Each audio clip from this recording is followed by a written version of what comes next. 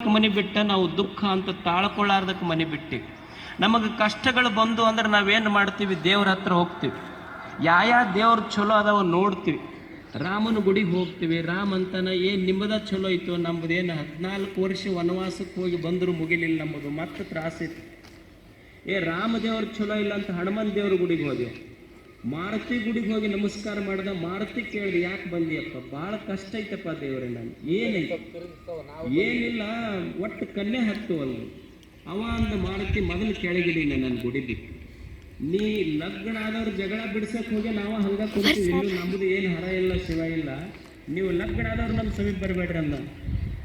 ಯಾರು ಗಣಪತಿ ಹತ್ರ ಹೋದ. ಅವ ಅಂದ, ಕೋಡಿ ಸುಮ್ಮನೆ ಆರಾಮಿರ್ಬೇಕು ನೋಡಿ, ನಾವು ಹೆಂಗೆ 5 ದಿವ್ಸ ಇದ್ದು ಮಜಾದಾಗಿದ್ದು 1 ದಿವ್ಸ ಹೋಗಿಬಿಡ್ತೀವಲ್ಲ, ಹಂಗೆ ಹೋಗಿಬಿಡೋದು ಅಷ್ಟೇ. ದೇವ್ರು ಏನು ಆಯುಷ್ಯ ಕೊಟ್ಟಾನ, ಆನಂದವಾಗಿದ್ದು ಹೋಗ್ಬೇಕಪ್ಪ, ಭಾಳ ತಲೆ ಕೆಡಿಸ್ಕೋಬಾರ್ದು ಅಂದವು. ಅಂದ್ರೆ ಏನು ಜೀವನದಲ್ಲಿ ಕಷ್ಟಗಳು ಬರ್ತಾವ, ತಾಳ್ಮೆ ಇರಬೇಕು ಮನುಷ್ಯನಿಗೆ. ಯಾವನು ತಡ್ಕೊಂತಾನಲ್ಲ, ತಾಳ್ಮೆ ಇದ್ದವನ ಗುರು ಶಾಂತಃ ಮಹಾಂತಃ. ಯಾವನ ಮನಸ್ಸು ದೊಡ್ಡದೈತಲ್ಲ ಅವ ಗುರು. ಯಾರ ಮನಸ್ಸು ದೊಡ್ಡದೈತಿ ಅವನೇ ಗುರು. ಗುರು ಅಂದ್ರೆ ಯಾರ ಮನಸ್ಸು, ಯಾವನು ಹಸಿದವನೇ ಗುರು ಆಗಬೇಕಾದ್ರೆ ಏನೋ ಮಾಡಬೇಕಲ್ಲ, ಕಾವ್ಯ ಹಾಕಬೇಕಂತಲ್ಲ, ಹಿಮಾಲಯಕ್ಕೆ ಹೋಗಬೇಕಂತಲ್ಲ. ಯಾರು ಹಸಿದವನಿಗೊಂದು ತುತ್ತು ಅನ್ನ, ನೀರುಳಿಸಿದವನಿಗೊಂದು ಕಪ್ ನೀರ, ಯಾರು ದುಃಖದಿಂದ ನಿನ್ನ ಹತ್ರ ಬರ್ತಾರ ಅವ್ರ ಕಣ್ಣೀರು ಒರೆಸಿ ನಿನ್ನ ಜೊತೆಗೆ ನಾ ಅದೀನಿ ಅನ್ನೋ 2 ಪ್ರೇಮದ ಮಾತು ನಿನ್ನನ್ನು ಗುರುವಾಗಿ ಮಾಡ್ತಾವಷ್ಟೇ. ಅದು ಗುರುತ್ವ.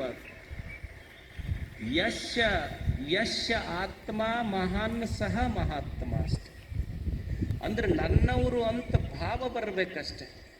ಅನ್ನವನ್ನು ಇಕ್ಕುವುದು, ನನ್ನಿಯನ್ನು ನುಡಿಯುವುದು, ತನ್ನಂತೆ ಪರರ ಬಗೆದೊಡೆ ಕೈಲಾಸ ಭಿನ್ನಾಣವಕ್ಕೂ ಸರ್ವಜ್ಞ. ಎಲ್ಲರನ್ನು ಯಾರು ನನ್ನವರು ಅಂತ ಅಪ್ಪುಗೊಂತಾರ ಅವರು ಗುರು ಆಗ್ತಾರಷ್ಟೆ. ಎಲ್ಲರನ್ನ ಅಪ್ಪಿಕೊಳ್ಳುವ ಗುಣ ಬೇಕು ಮನುಷ್ಯನಿಗೆ. ವಸಂತವತ್ ಲೋಕಹಿತಶ್ಚರಂತಹ ಒಬ್ಬ ಗುರು ಅಂದ್ರೆ ಅವ ಲೋಕಹಿತವನ್ನು ಬಯಸುವವ, ಸದಾ ಸಮಾಜವನ್ನು ಮೇಲೆತ್ತಲಿಕ್ಕೆ ಪ್ರಯತ್ನ ಮಾಡುವವ, ಹಗಲಿರುಳೆನ್ನದೆ ಸಮಾಜಕ್ಕಾಗಿ ದುಡಿಯುವವ ಗುರು. ಹಿಂದೆ ಬುದ್ಧನ ಕಾಲದಲ್ಲಿ ಒಬ್ಬ ಉಪಗುಪ್ತ ಅಂತ ಇದ್ದ. ಒಬ್ಬ ಗುರು ಹೆಂಗಿರ್ತಾನೆ? ಉಪಗುಪ್ತ ಅಂತಿದ್ದ. ಅವ ಒಬ್ಬ ಮಹಾರಾಜ. ಎಲ್ಲವನ್ನ ತ್ಯಾಗ ಮಾಡಿ ಸನ್ಯಾಸ ಸ್ವೀಕಾರ ಮಾಡಿ ಭಿಕ್ಷು ಆದ. ಭಿಕ್ಷು ಆಗಿ ಮನೆಗಳಿಗೆ ಭಿಕ್ಷಾ ಬೇಡ್ಲಿಕ್ಕೆ ಹೋಗ್ತಿದ್ದವನು. ಒಂದು ಪಾತ್ರೆಯನ್ನು ಹಿಡ್ಕೊಂಡು ಸುಂದರ ಯುವಕ ತರುಣ ಸನ್ಯಾಸಿ ಉಪಗುಪ್ತ ಒಂದು ಭಿಕ್ಷಾ ಪಾತ್ರೆ ಹಿಡ್ಕೊಂಡು ಮನೆ ಅಡ್ಡಾಡ್ತಿದ್ದ. ಒಂದು ಓಣಿಯಲ್ಲಿ ಒಬ್ಬ ನರ್ತಕಿ.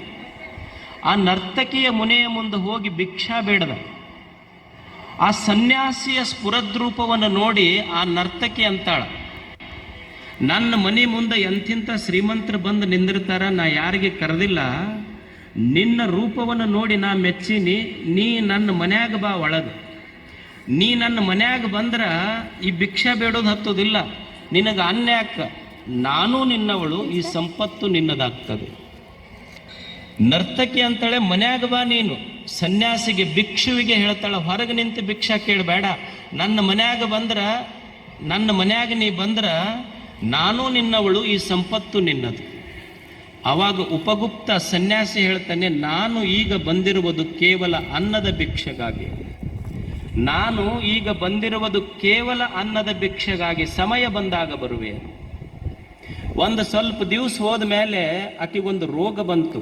ನರ್ತಕಿಗೆ ರೋಗ ಬಂದ ಮೇಲೆ ಊರನ್ ಜನ ಎಲ್ಲ ಆಕೆಗೆ ಊರು ಬಿಟ್ಟು ಓಡಿಸಿದ್ರು, ಸಂಪತ್ತು ಕಸಗೊಂಡ್ರು, ಬಡಗಿ ತೊಗೊಂಡು ಹೊಡೆದ್ರು, ಕಲ್ಲು ತೊಗೊಂಡು ಒಗೆದ್ರು. ಎಲ್ಲೋ ಊರಿನ ಒಂದು ಸಣ್ಣ ದಾರಿಯಲ್ಲಿ ನರಳ್ತಾ ನರ್ತಕಿ ಬಿದ್ದಿದ್ಲು. ಆ ದಾರಿಯನ್ನು ಹಿಡ್ಕೊಂಡು ಉಪಗುಪ್ತ ಸನ್ಯಾಸಿ ಹೋಗ್ತಿದ್ದ. ಹೋಗುವಾಗ ಆ ನರಳುವ ಧ್ವನಿ ಅವನ ಕಿವಿಗೆ ಬಿತ್ತು. ನರಳುವ ಧ್ವನಿ ಅವನ ಕಿವಿಗೆ ಬಿದ್ದಾಗ ಅಲ್ಲಿ ಹೋಗಿ ಒಂದಿಷ್ಟು ಗುಟಕ್ಕೆ ನೀರು ಹಾಕಿ ಒಂದು ತುತ್ತು ಅನ್ನ ಆಕೆಯ ಬಾಯಿಯೊಳಗಿಟ್ಟು ತಲೆ ಮೇಲೆ ಕೈ ಆಡಿಸ್ತಾನೆ, ನೇವರಿಸ್ತಾನೆ. ಅವಾಗ ಆಕಿ ಬಿದ್ದು, ಯಾರೋ ಜನ ಹೊಡೆದಿದ್ರು, ಮೈತುಂಬ ರಕ್ತ ಹರಿತಿತ್ತು, ಬಟ್ಟೆ ಹರಿದಿದ್ದು, ನೆರಳ್ತಾ ಬಿದ್ದಂಥ ನರ್ತಕಿ ಹಿಂಗೆ ದಿಟ್ಟಿಸಿ ನೋಡ್ತಾಳ. ಅವನು ನೋಡಿ ಕೇಳ್ತಾಳ, ಇಲ್ಲ, ಬಹಳ ವರ್ಷಗಳ ಹಿಂದೆ ನನ್ನ ಮನೆಯ ಮುಂದೆ ಭಿಕ್ಷಕ್ಕಾಗಿ ಬಂದಂಥ ಉಪಗುಪ್ತ ಸನ್ಯಾಸಿ ಅಲ್ಲೇನು ನೀನು? ಅವಾಗ ಆಕೆ ಹೇಳ್ತಾಳ, ಹೌದು ನಾನು ಉಪಗುಪ್ತ ಸನ್ಯಾಸಿ ನಿನ್ನ ಮನೆಯ ಮುಂದೆ ಭಿಕ್ಷೆಗೆ ಬಂದಿದ್ದೆ ಅಂತ. ಆ ನರ್ತಕಿ ಹೇಳ್ತಾಳೆ, ಅಲ್ಲ ನನ್ನ ಹತ್ರ ಸೌಂದರ್ಯ ಇತ್ತು, ಸಂಪತ್ತಿತ್ತು, ಎಲ್ಲ ಇತ್ತು, ಅವಾಗ ನೀ ಬಾ ಅಂದ್ರೆ ಬರಲಿಲ್ಲ. ಸಂಪತ್ತಿತ್ತು, ಸೌಂದರ್ಯ ಇತ್ತು, ಅವಾಗ ಎಲ್ಲಾನು ಇತ್ತು, ಇದ್ದಾಗ ಕರೆದೆ ಬಾ ಅಂದ್ರೆ ಬರಲಿಲ್ಲ, ಈಗ ಯಾಕೆ ಬರಕ್ಕೆ ಹೋಗಿ ಅಂತ ಉಪಗುಪ್ತನಿಗೆ ಅಂತ. ಅವಾಗ ಸನ್ಯಾಸಿ ಅಂತಾನ, ನಿನ್ನ ಹತ್ರ ಎಲ್ಲ ಇದ್ದಾಗ ಬಂದವ ಗುರು ಆಗೋದಿಲ್ಲ, ನೀ ಬಿದ್ದಾಗ ಬಂದು ಎತ್ತವನು ನಿಜವಾದ ಗುರು ಆಗ್ತಾನೆ. ಇದು ಸನ್ಯಾಸ ಧರ್ಮ. ನಿನ್ನ ಹತ್ರ ಇದ್ದಾಗ ಬಂದವ ಗುರು ಆಗೋದಿಲ್ಲ, ನೀನು ಬಿದ್ದಾಗ ಬಂದು ನಿನ್ನ ಕೈ ಹಿಡಿದು ಎತ್ತುವನು ನಿಜವಾದ ಗುರು ಆಗ್ತಾನೆ. ಒಬ್ಬ ಗುರು ಅಂದ್ರೆ ಅವ ವಸಂತ ಇದ್ದಂಗ, ವಸಂತವತ್ ಲೋಕ ಹಿತಶ್ಚರಂತ ತೀರ್ಣಾಹ ಸ್ವಯಂ ಭೀಮ ಭವಾರ್ಣವಾಂಜನಾನ್ ಅಹೇತುನ ಅನ್ಯೇನಾಪಿ ತಾರಯಂತಹ. ಒಬ್ಬ ಗುರು ಅಂದ್ರೆ, ಈಗ ನೀವು ನಿಮಗೊಬ್ಬ ಹೆಣ್ಮಗಳ ಹೆಂಡತಿ ಆಗ್ತಾಳೆ. ಯಾಕೆ ಆಗ್ತಾಳೆ ಅಂದ್ರೆ ಆಕಿಗೆ ನೀವು ತಾಳಿ ಕಟ್ಟಿರಿ, ತಾಳಿ ಕಟ್ಟಿದ್ದಕ್ಕೆ ಆಕಿ ಹೆಂಡತಿ, ನಿಮ್ಮ ಹೊಟ್ಟೆಯಲ್ಲಿ ಹುಟ್ಟಿದ್ದಕ್ಕೆ ಅವ್ರು ನಿಮ್ಮ ಮಕ್ಕಳು. ಅಂದ್ರೆ ಒಂದು ನಿಮಿತ್ತ ಐತಿ, ಒಂದು ಕಾರಣ ಐತಿ. ಅಂದ್ರೆ ಇವರೆಲ್ಲ ನಿಮಿತ್ತ ಬಂಧುಗಳು, ಒಂದು ಕಾರಣಕ್ಕಾಗಿ ಬಂಧುಗಳು.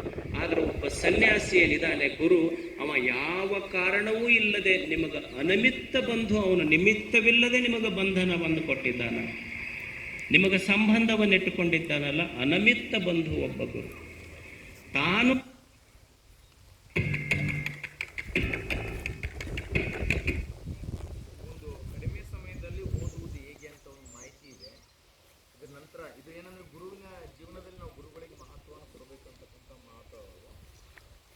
ಎಲ್ಲರೂ ಕೂಡ ಗುರುವಿನ ಗುಲಾಮರಾಗುವ ತನಕ ದೊರೆಯದನ್ನ ಮುಕ್ತಿ. ಈಗ ಓದುವುದ್ರ ಬಗ್ಗೆ ಸುದ್ದಿ